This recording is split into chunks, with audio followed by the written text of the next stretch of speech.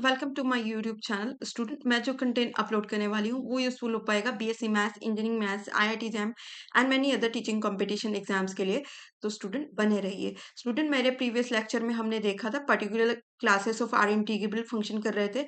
हमने previous lecture में prove किया था कि every continuous function on closed interval A B is R integrable. इस लेक्चर में हम प्रूव करने वाले हैं every monotonic function on A B is R integrable. तो हम यहाँ पर प्रूफ करते हैं उसको। प्रूफ में हमारे पास क्या है, हमने मान लिया कि फंक्शन एफ कैसा है, मोनोटोनिकली फंक्शन है, मोनोटोनिकली इंक्रीजिंग फंक्शन है। अब इंक्रीजिंग फंक्शन है तो वो बढ़ेगा, एक साइड से बढ़ रहा है, यानी इस तरीके से बढ़ता हुआ फंक्शन होगा आपका। तो हमने एक पार्टीशन लिया है पी, जहाँ पे हमने ए से बी क्लोज इंटरवल को एन पार्ट में डिवाइड किया, x0 x1 x2 xn is a partition of A B.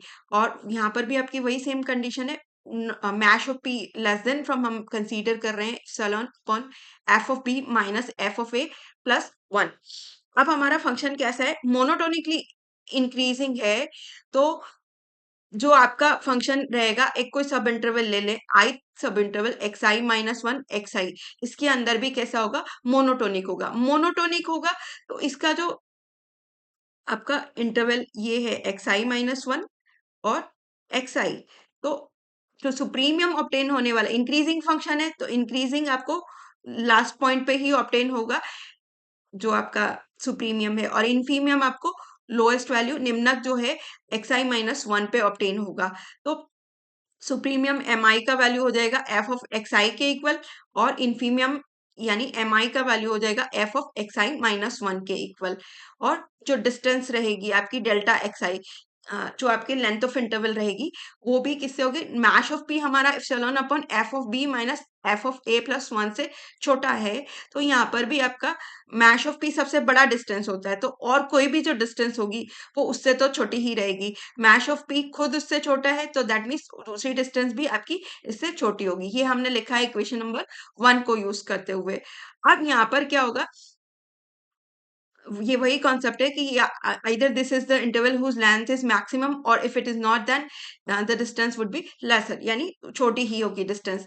अब अगर हम प्रूवमेंट के लिए Riemann criteria for integrability use करें, यूएफपी माइनस एलएफपी का वैल्यू देखें, तो अपर डार्बोक सम माइनस लोअर डार्बोक सम, आपकी डेफिनेशन से summation i equal to 1 to n M i delta x i minus summation i equal to 1 to n small m i into delta x i होता है।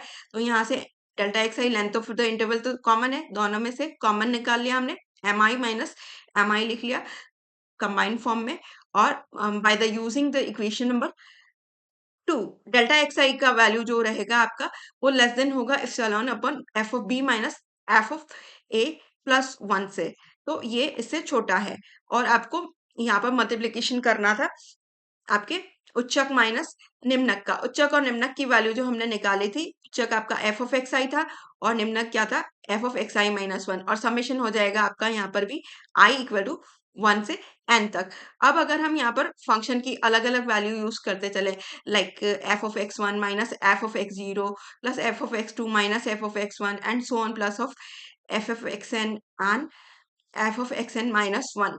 तो यहाँ पर जो स्टूडेंट आप देख पा रहे हैं कि इस तरीके से जैसे हम लेंथ ऑफ इंटरवल के लिए करते हैं, वैसे ही यहाँ पर ये जो पॉइंट्स है वो कैंसिल हो जाएंगे, और लास्ट में हमारे पास बचने वाला है फर्स्ट और लास्ट पॉइंट।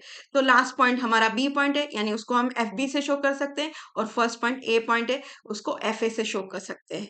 अब प्लस वन, और यहाँ पर हमारे पास f b minus f a, इसके साथ अगर राइट हैंड साइड आपको पता है कि ऑलरेडी बड़ी है, और बड़ी चीज में अगर आपने कुछ और ऐड कर लिया है, यानी प्लस वन ऐड किया है, तो भी वो बड़ी ही बनी रहेगी, कभी भी छोटी नहीं बनेगी।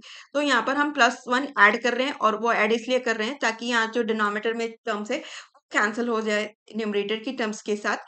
तो यहाँ पर हमारे पास सिंप्लीफाई करें अगर हम, epsilon upon F of B minus F of A plus one, और ये मल्टीप्लीकेशन में है f b minus f a plus one, ये दोनों आपस में कैंसल आउट हो जाएंगे, और this would be less than from epsilon, which is the criteria in the Riemann criteria for the integrability. So आपका फंक्शन जो आपने मोनोटोनिक लिया था, इंक्रीजिंग फंक्शन लिया था, वो आपका क्या प्रूव हो गया, फंक्शन इज आर इंटीग्रेबल, यानी हम लेके चले थे फंक्शन मोनोटोनिक है, and we have prove that it is R integrable. तो स्टूडेंट मुझे लगता है मेरे समझाने का प्रयास आपको अच्छा लगा होगा। अच्छा लगा है तो please like, share and subscribe my YouTube channel. Thank you. Thanks for watching.